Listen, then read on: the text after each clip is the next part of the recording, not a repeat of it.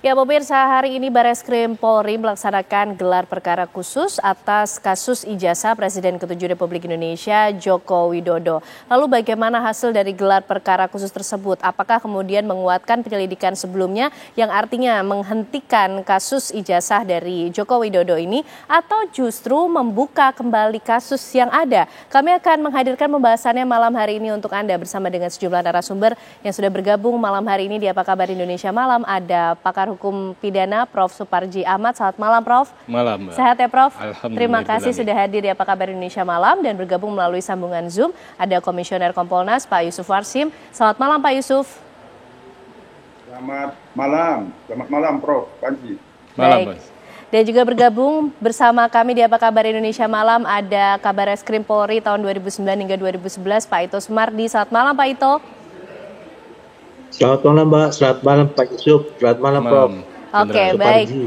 Pak Yusuf, kalau dari konferensi pers kemudian yang beredar begitu, informasinya Kompolnas juga hari ini turut hadir dalam gelar perkara khusus. Apa yang berlangsung pada hari ini, Pak Yusuf?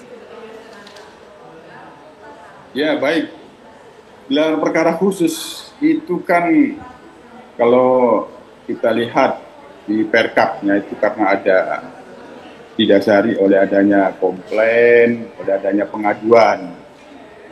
Pada waktu saat yang lalu hasil penyidikan itu dirilis, secara terbuka juga kan dari pihak yang mengatasnamakan sebagai pengadu, pelapor, merasa berkeberatan. Tentu karena ini kasus yang cukup mendapat perhatian publik, kami rasa juga memang apa yang menjadi keberatan pengadu itu ada baiknya direspon saja. Nah, ternyata pada hari ini Barreskrim itu sudah merespon apa yang menjadi keberatan dari pihak pengadu yang secara tertulis cukup jelas sebenarnya Bang Prof. Egy Sujana. Nah, itu sudah direspon pada hari ini, dilakukan gelar perkara khusus, hadir semua pihak sesuai dengan informasi yang kita terima, dan gelar perkara khusus sesuai dengan informasi yang kita terima juga dipimpin langsung oleh Karwasidi. Kompolnas sendiri hadir sebagai pengawas eksternal, ada rekan kami yang hadir di sana. Gelar perkara khusus ada 2 sesi biasanya, 1 sesi semua pihak dari pengadu atau pelapor yang mengeluhkan, yang masih tidak puas atau berkeberatan biasanya dengan hasil penyelidikan. Dalam hal ini cukup gamblang sebenarnya dari pihak pengadu, sebagaimana yang dirilis juga waktu lalu, berkeberatan dengan hasil yang dirilis oleh Barreskrim. Hadir ada Mas Roy Suryo dan rombongannya, hadir juga dari kuasa hukum teradu yang sebenarnya merasa berkeberatan adanya gelar perkara khusus itu. Tapi tentu kami sebagai pengawas eksternal dalam hal ini tentu mendorong penyidik ya profesional saja, tidak berat sebelah, apakah pengadu, peradu, pelapor tentu secara profesional itu dilayani. Nah, kami hadir di situ dan rekan kami hadir di situ sudah melihatnya langsung bagaimana proses gelar itu diselenggarakan, gelar khusus itu diselenggarakan oleh Biro Wasidi. Pak Yusuf, kalau hadir dan menyaksikan langsung, berarti juga mengetahui Pak, ada fakta-fakta baru tidak sih dalam gelar perkara khusus ini, dan apakah kemudian kasus ini pada akhirnya dihentikan atau justru dibuka kembali, Pak Yusuf? Kan masih ada 2 sesi. Sesi yang kedua ada internal penyidik dengan Kompolnas. Nah, itu yang secara resmi tim yang hadir pada hari ini belum menyampaikan secara resmi, tapi sejauh banyak apa yang disampaikan, apa yang mengemuka dari pengadu ya sebenarnya yang selama ini sudah mengemuka juga di ruang publik, hanya ada beberapa hal-hal yang secara spesifik, yang intinya apakah itu nanti akan dibuka kembali, tentu ini ada pada kewenangan penyidik. Nah, hanya saja apakah ada novum yang muncul dari gelar perkara khusus itu, itulah masih menjadi rapat sesi kedua eksternal, yang itu sesi yang kedua internal dan pengawas eksternal Kompolnas Baik, Pak tadi, Yusuf. kami secara resmi belum mendapatkan update terakhir dari tim yang mengikuti rapat sesi kedua gelar perkara khusus itu. Berarti khusus masih dengan berlangsung penyidik. ya Pak sesi kedua antara pihak kepolisian dengan pihak eksternal. Kita tunggu bagaimana hasilnya. Pak Ito, mungkin juga bisa dijelaskan kepada publik, gelar perkara khusus ini apa sebetulnya Pak? Tujuannya untuk apa? Baik, Mbak. Untuk gelar perkara khusus ini kan merupakan satu mekanisme yang diatur dalam Perkap nomor 6 tahun 2019 ya. Di sini dilakukan karena apa? Permintaan gelar perkara ini adalah untuk bagaimana menampung keberatan daripada pihak pengadu atau pelapor apabila mereka merasa ada hal yang tidak puas pada saat proses penghentian penyelidikan ya. Kita harus batasi di sini penyelidikan. Nah, di sini mereka hanya menyampaikan hal-hal yang menurut mereka merupakan fakta-fakta baru. Ini nanti akan dipertimbangkan oleh penyidik apakah fakta baru ini relevan tidak dengan objek yang saat ini sedang dilakukan penyelidikan untuk bisa ditingkatkan menjadi penyidikan atau menjadi fakta minimal 2 alat bukti untuk penyelidikan. Tetapi kalau tidak dari penyelidikan ke penyidikan maka tetap keputusannya adalah dihentikan. Tetapi betul bahwa kami meluruskan bahwa meskipun keberatan daripada penasihat hukum daripada terlapor, tapi ini diatur dalam mekanisme, Mbak. Dan jangan lupa bahwa proses penyelidikan ini sesuai dengan keputusan MK nomor 9 tahun 2019 itu tidak dapat diperadilan atau bukan objek untuk pra-peradilan. Sehingga nanti ini akan kalau memang dihentikan sudah selesai. Tapi kan sekarang sudah ada pengawas dari eksternal Kompolnas. Apalagi yang harus dicurigai. Nah, kemudian jangan lupa bahwa di sini yang menjadi objeknya adalah ijazah. Ijazah itu yang dimiliki oleh Pak Joko Widodo yang dikeluarkan oleh lembaga, yaitu UGM. Ya. Tapi sekarang kan yang dilaporkan adalah seolah-olah seseorang yang memiliki ijazah, dalam ini Pak Joko Widodo, yang memalsukan. Sehingga tentunya beliau mengajukan keberatan, mungkin pencemaran nama baik, fitnah dan lain sebagainya yang dilaporkan di Polda Metro Jaya. Ini akan terkait nanti. Kemudian jangan lupa juga ada kasus yang sedang berjalan di Pengadilan Solo, yaitu yang melibatkan Saudara Bambang Tri dengan Gus Nur. Itu kan sudah ada keputusan pengadilan, tapi masih dalam proses banding, sehingga ini sebetulnya ada 2 objek yang sama ya, mungkin agak sedikit masuk ke dalam nebis in idem. Tetapi tentunya karena ini proses hukum harus berlangsung, penyidik juga tentunya akan mengkaitkan, akan menunggu juga ya. Kalau memang keputusan di sana memiliki kekuatan hukum yang tetap atau inkrah, maka itu bisa dijadikan juga menjadi salah satu alat bukti. Okay. Bagaimana untuk kasus di Polda Metro Jaya bisa berjalan kalau misalnya belum ada kepastian bahwa dokumen yang menjadi salah satu alat bukti utama ini belum bisa ditetapkan apakah asli atau palsu. Oke, baik Pak Ito. Nah, Prof. Suparji, kalau kemudian melihat yang tengah berlangsung ya di Barreskrim Polri masih ada sesi kedua ternyata yang juga berlangsung. Nah, nanti kemudian siapa atau bagaimana kasus ini akan berlangsung, Prof? Ini akan dihentikan atau dibuka kembali? Bagaimana menghitung setiap alat bukti yang hadir, begitu? Apalagi kuncinya ini ijazah milik Pak Jokowi, Prof. Ya, pertama bahwa sebetulnya perkaranya dibuka kembali. Perkara dibuka kembali dengan adanya gelar perkara ini kan itu.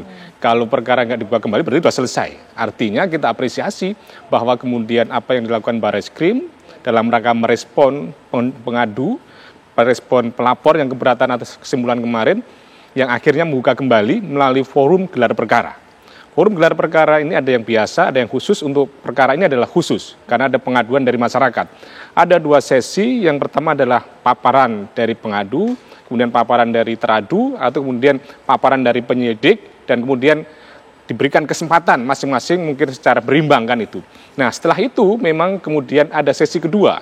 Sesi kedua dalam arti di internal penyidik tadi itu melakukan pembahasan atas mungkin kajian atau temuan-temuan atau novum-novum baru yang diajukan misalnya pengadu. Nah, kemudian pada akhirnya nanti dari mekanisme internal nanti tadi itulah yang kemudian akan mengambil kesimpulan dan sekaligus merekomendasikan. Apakah kesimpulan ini bahwa alat buktinya cukup sudah untuk dihentikan atau sebaliknya ternyata perlu pendalaman lebih lanjut. Jadi harapannya bahwa kemudian semua pihak menghormati proses hukum ini. Bahwa ini adalah rangkaian yang tidak terpisahkan dari sistem peradilan pidana terpadu. Gelar perkara ini adalah diatur secara jelas dalam perkap tadi itu, dan kemudian bagaimana intinya adalah bahwa semua pihak harus menghormati bahwa kemudian ketika ada rekomendasi, ada kesimpulan yang menyatakan bahwa memang tidak ada bukti baru yang kemudian untuk menyimpulkan adanya peristiwa pidana, maka harus dihormati. Tetapi pada sisi yang lain, harapannya adalah dilakukan secara cermat, dilakukan secara hati-hati, secara presisi, sehingga kemudian tidak ada lagi keberatan-keberatan. Memang kemudian ya bisa diprediksi kesimpulan seandainya ini sama, pasti akan menimbulkan keberatan di pihak lain. Tetapi itulah mekanisme hukum yang dihormati gitu. Oke. Pak Yusuf, ini dalam sesi kedua Kompolnas juga turut serta Pak dalam pembahasan di pihak eksternal dan juga Kompolnas sebagai pengawasnya. Begitu artinya tidak lama lagi kita juga akan mendapatkan pengumuman resmi yang disampaikan oleh pihak kepolisian? Ya, ini gelar perkara khusus dalam kasus ini kita lihat memang wujud transparansi dan akuntabilitas yang dijunjung oleh penyidik, kita apresiasi.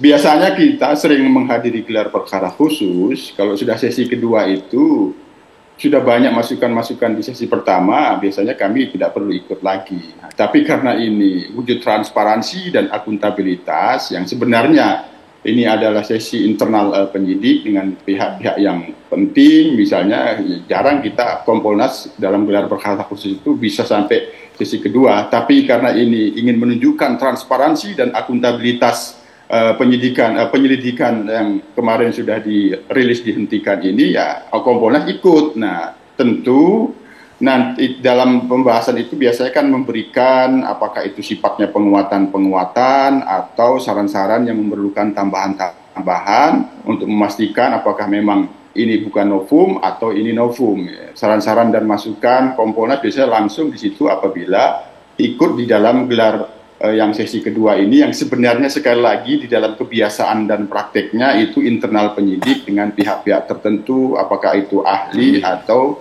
dari laboratorium forensik. Itu biasanya Ken Ani. Oke, baik, kita juga ingin tahu Pak Yusuf, biasanya ini dari pihak pelapor atau pengadu ini juga apakah diberikan kesempatan lagi untuk melakukan pembuktian tersebut? Mungkin nanti juga Pak Ito bisa menjawab, Pak Yusuf terlebih dahulu. Ya, kalau di Kompolnas kita namanya menerima pengaduan, menerima keluhan itu ya tetap terbuka. Tapi sekali lagi kita tunggu saja hasil dari gelar perkara khusus ini, apakah memang tetap sesuai dengan yang sudah dirilis bahwa tidak ditemukan unsur pidana beberapa waktu lalu, atau ada hal-hal yang memerlukan pendalaman lebih lanjut dari hasil gelar perkara khusus ini, ya kita harapkan nanti akan disampaikan ke publik dari Barreskrim. Itu saja Ken Ani. Oke, Pak Ito, bagaimana kemudian dengan pemberian kesempatan? Adakah lagi kesempatan pembuktian yang diberikan kepada pelapor atau pengadu ini, Pak? Kalau kita mengacu kepada mekanisme sudah tidak ada, Mbak, ya, selesai. Tadi disampaikan juga oleh Pak Yusuf Arsim, ini kan sebagai wujud dari Pak Kapolri untuk bisa memberikan kesan bahwa Polri ini adalah transparan dan akuntabel. Tapi jangan lupa bahwa sesuai dengan KUHP, maka siapapun juga tidak bisa mengintervensi keputusan yang diambil oleh penyidik atau penyelidik.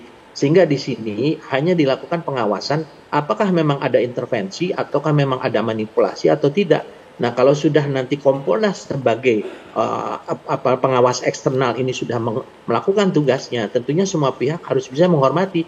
Tadi Prof mengatakan bahwa kita harus menghormati proses hukum yang berlaku. Kalau tidak puas, nah, di dalam proses penyidikan ini bukan pengadilan, jadi tidak ada namanya istilah di sana berdebat dan lain sebagainya. Nanti silahkan kalau ini diangkat menjadi satu kasus melalui proses penuntutan, ya, di penuntut umum sampai ke pengadilan, silakan nanti di sana bisa menyampaikan hal-hal yang dianggap keberatan yang bisa menjadi pertimbangan hakim. Saya kira demikian. Oke, Prof, ini menjadi menarik nih karena akhirnya apakah hari ini juga kita akan melihat hasilnya ini kasus dari ijazah Pak Jokowi akan menemui akhirnya atau justru masih ada potensi dibuka lagi nih, Prof. Tapi ditahan dulu penjelasannya, Prof, ya. Usai jeda kami kembali hadir untuk Anda pemirsa. Menunggu akhir kasus ijazah Joko Widodo, Prof Suparji, betulkah demikian akan ada akhirnya ini dalam waktu dekat atau justru kasus ini akan dibuka kembali? Hasilnya akan seperti apa, Prof, kalau bacaan dari Prof Suparji?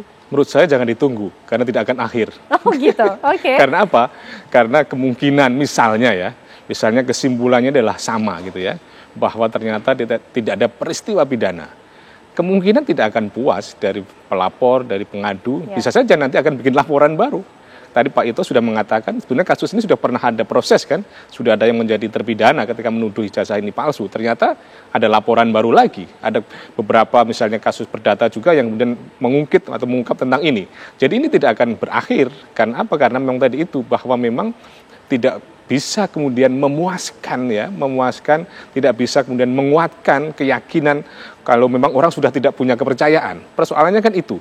Nah, kalau kemudian kita kembali pada pertanyaan bagaimana kira-kira akhir dari rekomendasi atau kemudian akhir dari tadi gelar perkara ini tadi, menurut saya ada kemungkinan bahwa perlu pendalaman lebih lanjut. Sehingga kemudian setidak-tidaknya adalah memberikan kesempatan untuk kemudian lagi untuk membuka perkaranya. Tetapi persoalannya jangan sampai juga ketika sudah dibuka, sudah kemudian ada peluang untuk membuktikan lagi tadi itu, artinya rekomendasi memberikan pendalaman, kesimpulannya sama juga, akhirnya tidak puas juga. Maka ini kan yang jadi masalah. Dan inilah sebetulnya yang harus kembalikan pada kewenangan penyelidik, kewenangan dari penyidik yang diberikan jaminan oleh undang-undang untuk mengambil keputusan secara independen. Tetapi ya lagi-lagi kalau soal kepercayaan tidak terbangun, maka tidak akan ada akhirnya. Ini itu yang jadi masalah kita. Kepercayaan tidak terbangun, tidak akan ada akhirnya, termasuk menyikapi bukti-bukti yang coba dihadirkan oleh pengadu.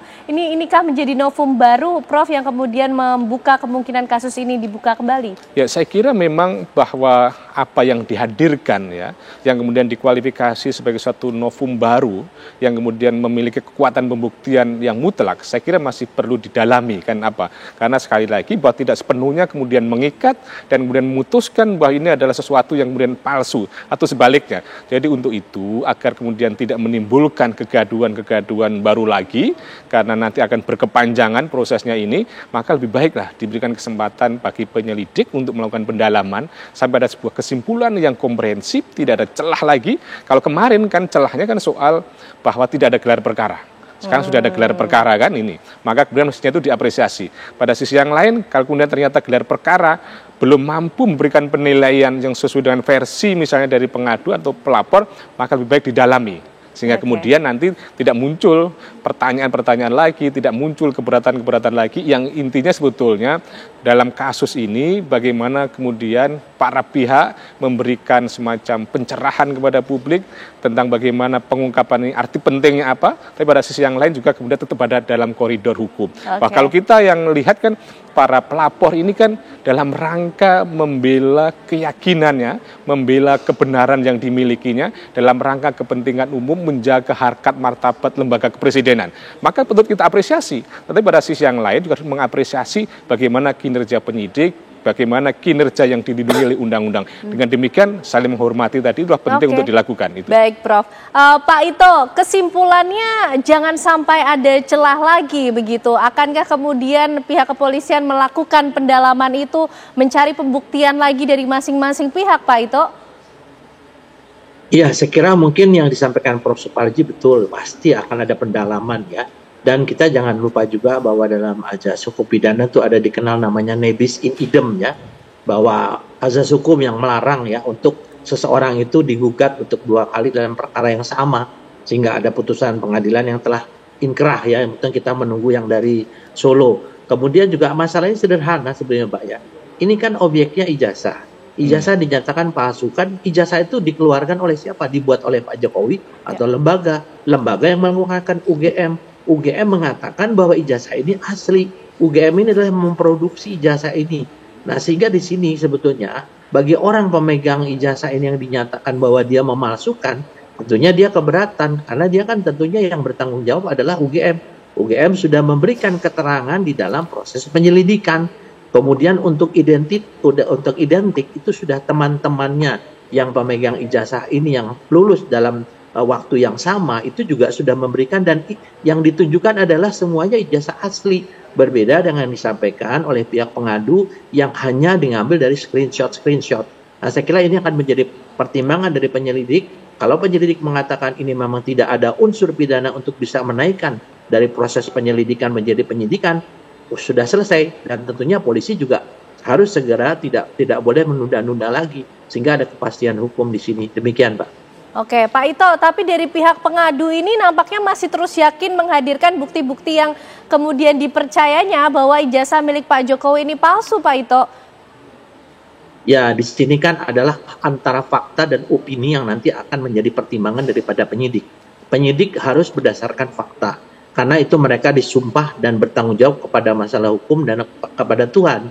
Kalau namanya opini tentunya hanya menjadi bahan pertimbangan, kalau tidak nyambung ya tentunya tidak akan digunakan, dan tetap kepada kesimpulan awal bahwa hasil penyelidikan awal itu adalah dinyatakan berlaku, sehingga yang disampaikan itu cukup menjadi satu bahan pertimbangan. Demikian, Pak. Oke, baik Pak Ito. Pak Yusuf, jangan sampai ada celah lagi ini. Nampaknya pihak kepolisian harus sangat berhati-hati kemudian dalam menangani kasus ini, apalagi ketika bicara mengenai prosedur penyelidikannya, Pak.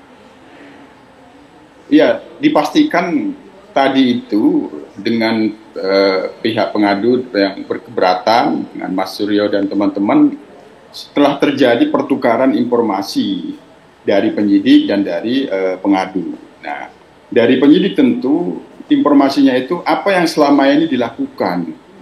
Cukup banyak apa-apa saja yang dilakukan, permintaan pemeriksaan, apa-apa saja yang dilakukan pemeriksaan laboratorium forensik, ya, tentu itu telah terjadi informasi-informasi itu, dan begitu juga apakah ada hal yang sangat spesifik dan baru di luar yang selama ini telah dikerjakan oleh penyelidik di dalam melakukan penyelidikan, apakah itu di dalam meminta klarifikasi orang, apakah itu di dalam memeriksa dokumen-dokumen, apakah itu juga terkait dengan laboratorium forensik. Apabila itu memang nanti ada, maka itulah yang dimaksud oleh Prof. Supandi, itu perlu dilakukan pendalaman. Oleh karena itu, kami yakin informasi-informasi dari kedua belah pihak, antara penyidik dan pengadu, itu telah terjadi pertukaran yang perlu didalami, dan Kompolnas sendiri di dalam sesi kedua tentu tidak bisa memberikan satu hal yang sifatnya intervensi, tapi memberikan saran-saran dan masukan di dalam memberikan penguatan-penguatan, termasuk di dalam merespon apakah ada hal yang spesifik dan baru dari pengadu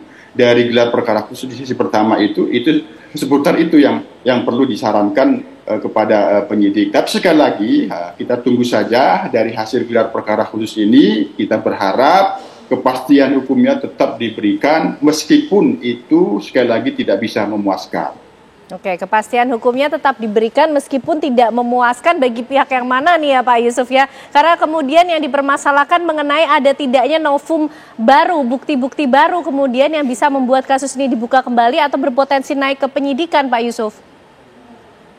Ya, sekali lagi ini proses hasil gelar perkara ini nanti itu yang akan menjadi apakah ada informasi-informasi yang saya katakan tadi, yang dikatakan baru yang selama ini tidak atau belum dilakukan oleh penyidik, ya itu terbuka untuk dilakukan pendalaman, bahkan bagaimana nantinya ya itu akan kita respon dulu. Ya, tentu Kompolnas yang hadir di situ juga pasti melihat itu, apabila memang ada sesuatu yang baru di luar atau belum yang dilakukan oleh penyidik di dalam memproses pengaduan ini, kemungkinan untuk merespon apa yang baru itu yang kira-kira itu merupakan fakta dan perlu direspon, itu pasti direspon.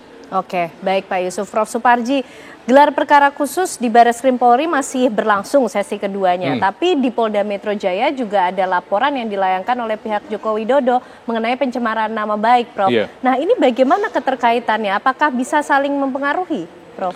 Ya, ini saling mempengaruhi karena misalnya di Barreskrim sampai ada sebuah kesimpulan tidak ada peristiwa pidana, atau dengan kalimat yang lain berarti ijazahnya adalah asli, maka kemudian ketika muncul narasi di publik yang mengatakan ijazahnya adalah palsu, berarti terjadilah sebuah pencemaran nama baik.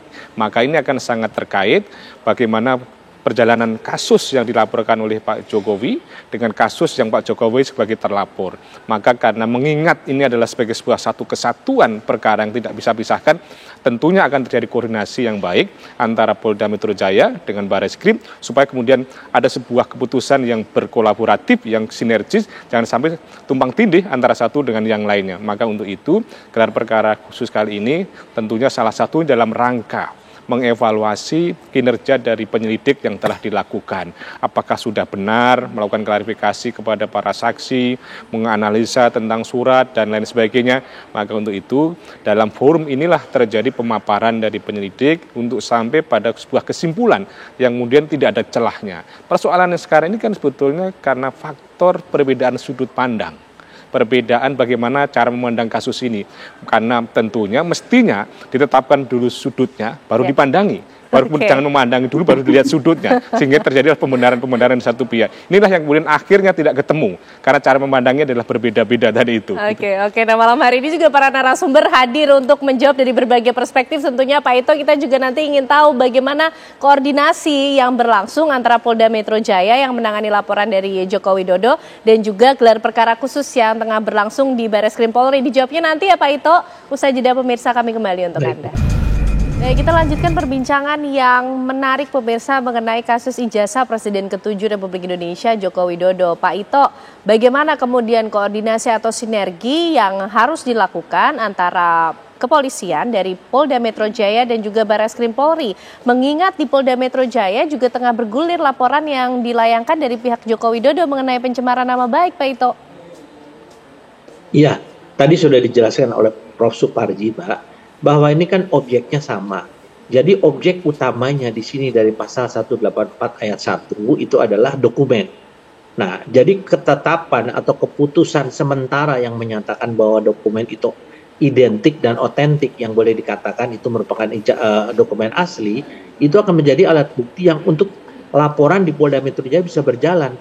Bagaimana kita bisa mengatakan terjadi pencemaran, kemudian fitnah, memberikan laporan atau berita bohong di media kalau ternyata dokumennya itu ternyata palsu. Nah, oleh karena itu di sini adalah yang menentukan hasil dari gelar perkara khusus ini harus segera disampaikan ke penyidik di Polda Metro Jaya untuk segera ditindaklanjuti. Soal nanti tidak puas, tadi kan ada mekanisme yang sudah disampaikan Prof juga. Kita ada namanya Integrated Criminal Justice System. Sistem peradilan pidana, kita tunggu nanti. Nah, di penuntutan nanti pun juga akan disaring apakah penuntut umum merasa bahwa yang disampaikan oleh Polri kalau memang ini disampaikan unsur pidananya memenuhi tidak.